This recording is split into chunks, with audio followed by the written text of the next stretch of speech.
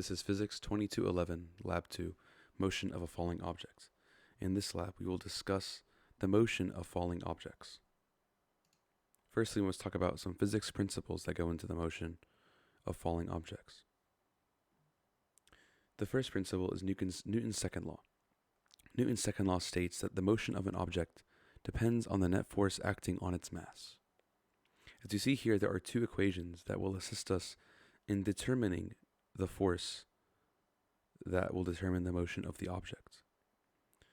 The first equation is the force of gravity, Fg equals negative mg times j hat. M and g are mass and the Earth's gravitational constant, respectively. G is equal to 9.8 newtons per kilogram. And j hat is the direction, which is the positive y-axis. For the drag force, we have the equation modeled by negative bv squared times v hat, where b is the proportionality constant, v, the absolute value, is speed, and v hat is the direction of the velocity in the x, y, and z coordinates. Next, we will talk about the experiment at hand. The experiment will use three models to identify the motion of a falling object that is initially at rest: a tracker, a glow script that only uses gravity, and glow script that uses gravity and the drag force. The results will show three plotted lines, and in those results, you will see that the observed data from the tracker and the predicted model from the glow script with gravity and drag force will be very similar. However, the predicted model with only gravity will have a much higher acceleration.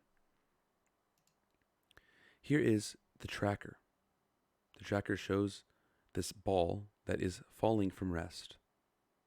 As you see in the bottom left, this is the graph showing the position with time. The initial position is 0.0004, 00 meters, with the initial velocity being at rest, 0 meters per second in all directions. Next, this is the computational model showing only gravity. In this model, you see that on the left we have the mass, the initial conditions, as well as what g is and what j hat is, and there's no proportionality constant for the force of gravity. On the right, you will see the loop that is used to create the graph. You will see that Fg equals negative mg j hat and F net equals Fg, and that the velocity, as you see right under, comes from the momentum principle, or Newton's second law. The velocity equals the initial velocity plus the force over mass times the change in time. Now here is the computational model for gravity and drag. As you notice, there are two differences that are highlighted by the red arrows. In the bottom left, you see that there is a proportionality constant, where b equals 0.0235. This is the proportionality for air resistance in our experiment. And on the right, you will see a modified F net equation that counts the force of drag, where you see the force of drag equals the negative proportionality constant times the speed squared times the vector for the velocity, and how F net is equal to those two quantities combined. Moving on, you see this comparison graph between the three plots. As you see, gravity and drag is in blue, the only gravity is in red, and the tracker is shown by green dots that move throughout the graph.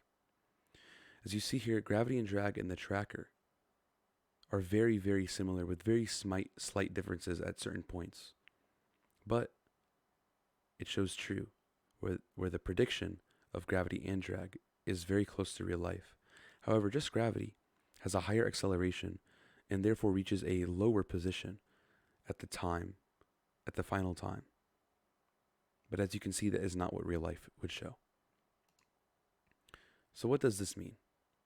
Which model predicts a terminal velocity, and what does this mean for the net force?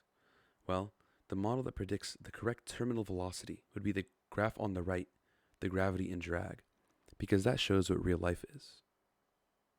This means that the net force is equal to the force of gravity and the force of drag. Well, what if the terminal velocity of the ball, or what if the ball was thrown instead of dropped from rest? What would the terminal velocity be? As you see here, it would just be the opposite. Thank you for listening to this lab.